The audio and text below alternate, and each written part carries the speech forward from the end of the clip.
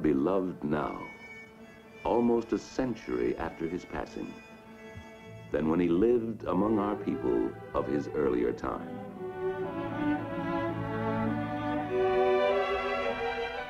It is proper that his nation pays him honor by putting his likeness, grave and kindly, on the most abundant of our coins.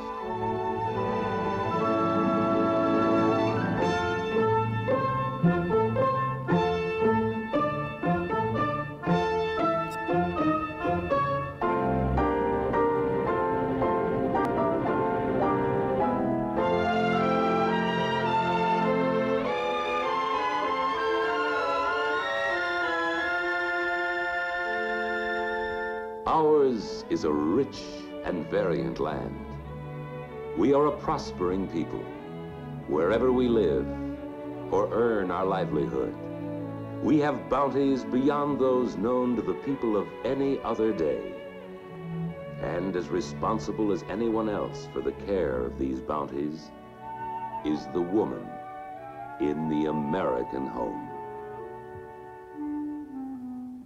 More often than not, it is the woman who holds the family purse strings to stretch out the family paycheck. Hers is the struggle eternal. Always the difficult goal, making our money reach out to cover more of our needings or wantings and luxuries. Meeting the unexpected happenings that any family has always to expect.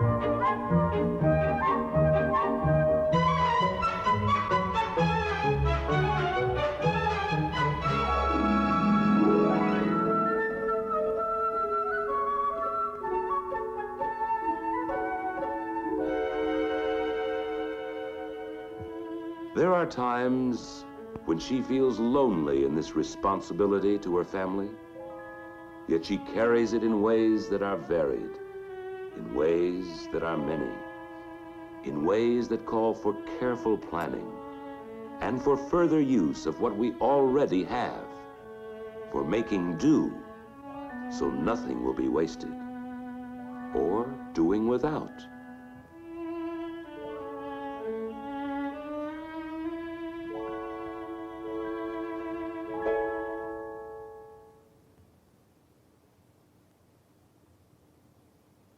She unfolds and refolds the paycheck and molds it in the ways of thrift, making a fine art of doing so.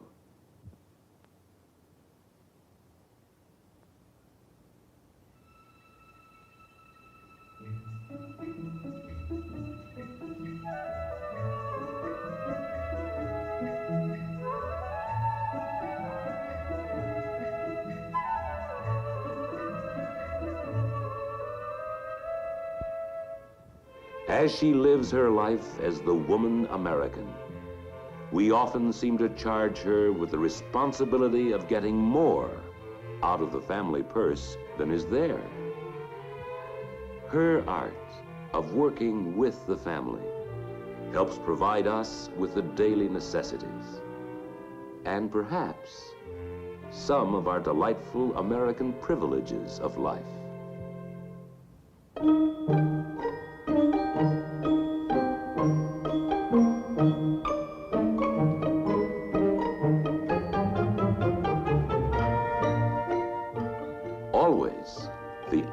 is based on saving, by reducing the family needs, as well as by spending, for she spends to save and saves to spend.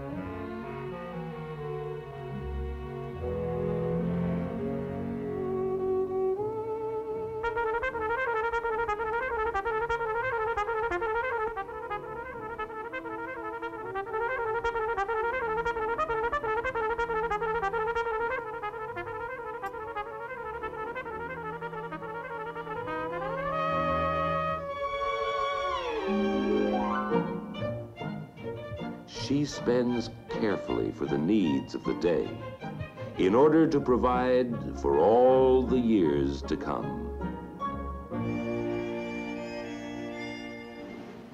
In any American home, the woman American uses the resourcefulness of her personal efforts to make the family money go round in the search for quality and price.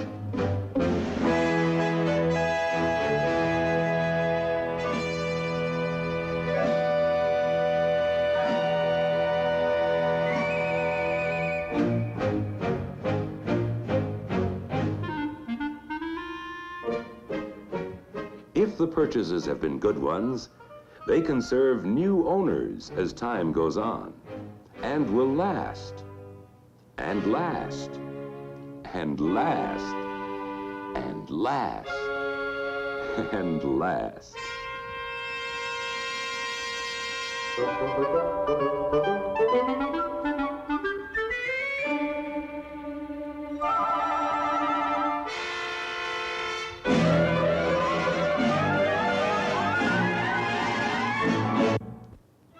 Those who sell and all who manufacture what is sold know that American women often have the deciding voice in whatever we come to buy.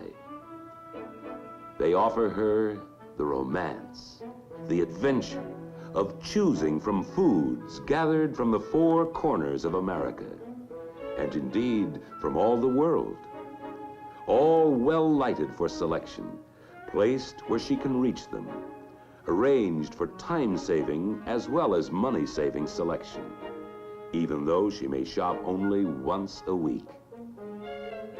Behind all she sees and buys are suppliers, and suppliers of suppliers, men and women who know how much the many pennies they save in handling what she buys before she buys may mean to her in individual purchases.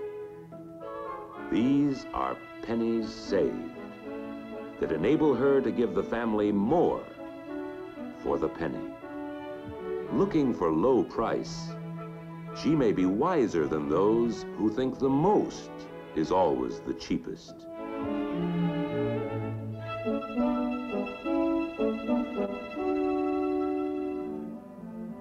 Or wiser than those whose idea of saving is to spend gasoline driving around the block, looking for a parking meter with free time left on it.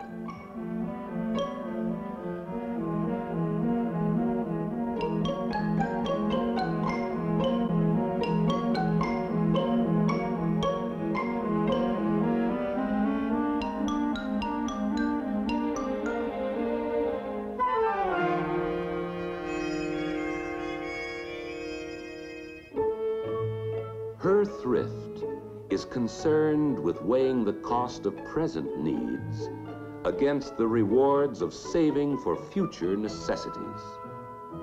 While always she considers price, she looks also for those values, those qualities that provide for better appearances or promise to give us lasting satisfactions.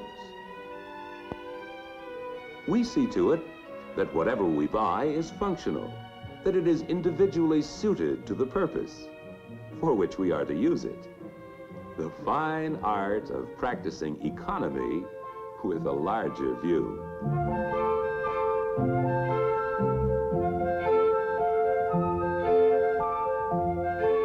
Low first cost, yes, and suitability, the most value for the money spent as time goes on. And one thing more, we want the article that best serves our heart's desire. These three qualities she considers complete thrift. American producers of goods have a constant goal: to offer what her good taste and good judgment will want to buy.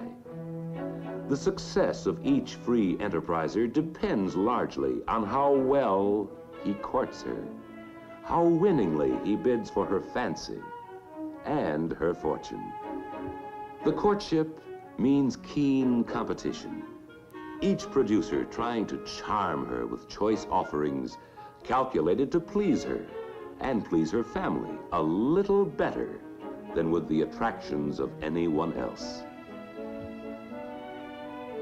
Competition presses the retail dealer, too, into practicing thrifty ways.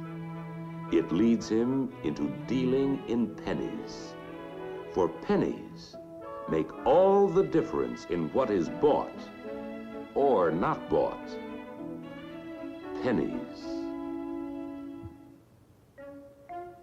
American industry, to save production costs, carries on a continual search for ways of keeping costs down to hold prices down, so our products can be priced to stand out in our competitive American market. Lumbering turns what once was waste into new materials that help provide for family wants. Better, more serviceable articles for us to use and treasure. Cellophane from sawdust, rayon from chips, lacquers and enamels from edgings, plastics from slabs, all from the cellulose of wood that once was wasted. Costs are lowered often and prices held down by packing only the concentrated goodness, the essence of the goodness, and so reduce the costs of shipping needless bulk. Volume is important in low cost. Any machine tool that turns out things we need may cost the same whether the machine is used to turn out a dozen or a million. With the big divisor of 1 or 2 million and more, the cost of each unit is less, and this is vital. Even fractions of a penny saved on each of the innumerable materials and individual operations that go to complete the final product may determine how much we get for our money and whether we buy or buy not. The supplier of metal makes better use of time and labor by building his plant near the foundry where engines are cast. The costs and the pricings are held down by devising an improved way of doing things more economically.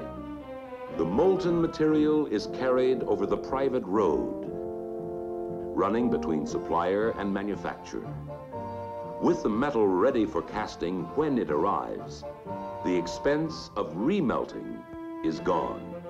The savings are passed on to us, not only in prices held down, but more notably in products that are more and more reliable. Inventors, engineers, and manufacturers continually offer us improvements so we can have things with new beauty, longer life, and low maintenance costs. Improvements we can afford because they are economically produced and that can be bought by more and more people for less money than they ever cost. There is something else we want too. An opportunity to choose the attraction that serves the purpose for which we want it. Our wants and tastes differ. We are not all alike in what we like. Some of us have one like. Someone else has another like that's different.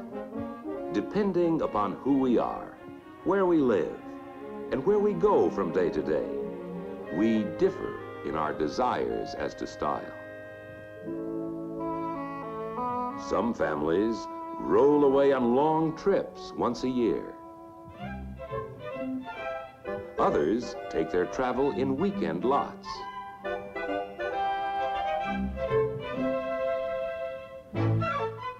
Some delight in social recreation.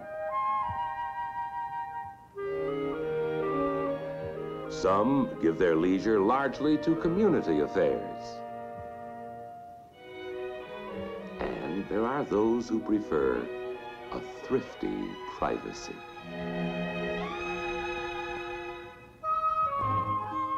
In many homes, the wife is a career woman.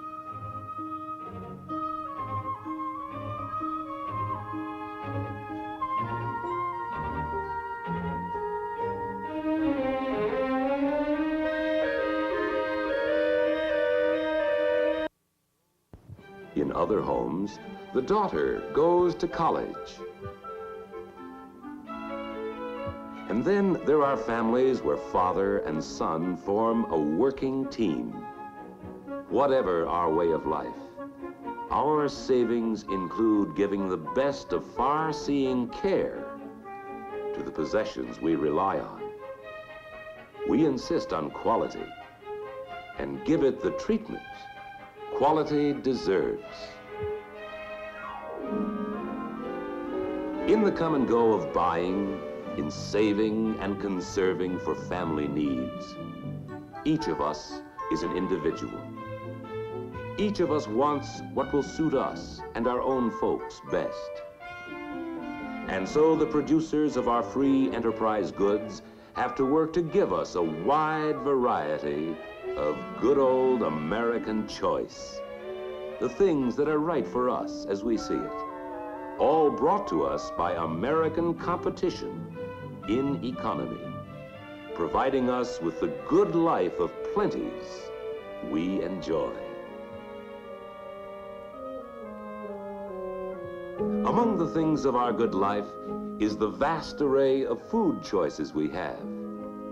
The homes, tailored and equipped to meet our individual needs, according to each family's interests and each one's style of living.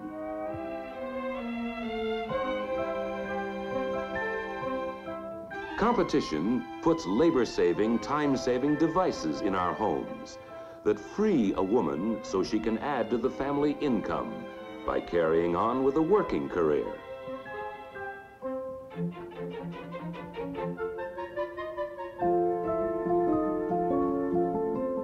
While she and her family are out, these conveniences breathe life into a house.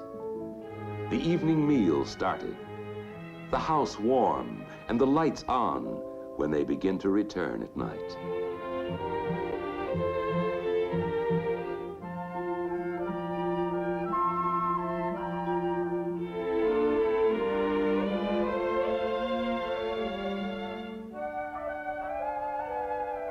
Competition to win family favor makes it possible for us to be well dressed at the price we can afford to pay, low, medium, or high.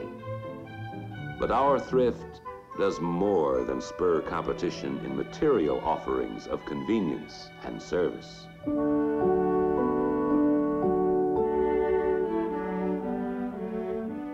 to provide for the well-being of others, as well as for our own. We have our charities, our churches, our synagogues, our cathedrals.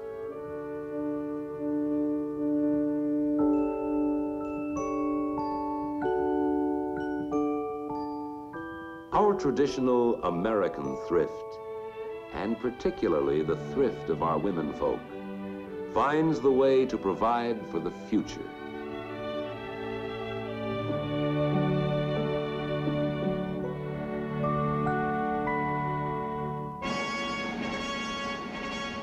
Our own security is important, but we save even more for our dependents of every age, the growing needs of our growing boys and girls.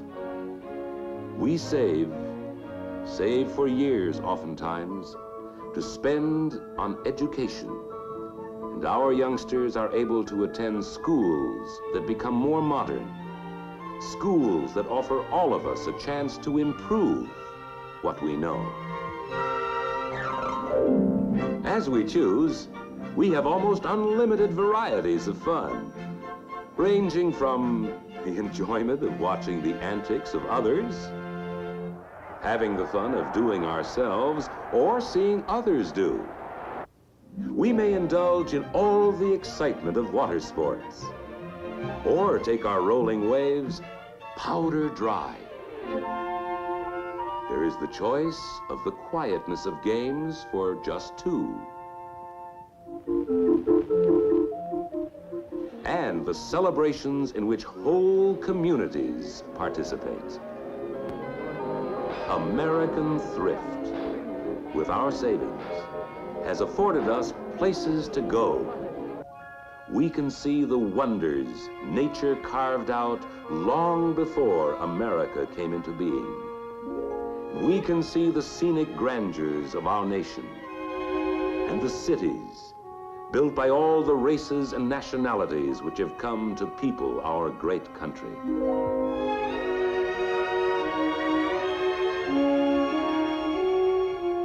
Our abundance is big and comes from bigness. The bigness of our busy business, the bigness of our fields, the bigness of our fast-moving, modern America. Our bigness, our greatness, the abundance that stems from liberty, is based on free and thrifty use of the great American penny. We make more pennies than we used to. They are made more easily, and we do more buying with them. The penny, the foundation of our wealth. Enough new pennies coming from our mints each month to supply copper for 3 new Statues of Liberty.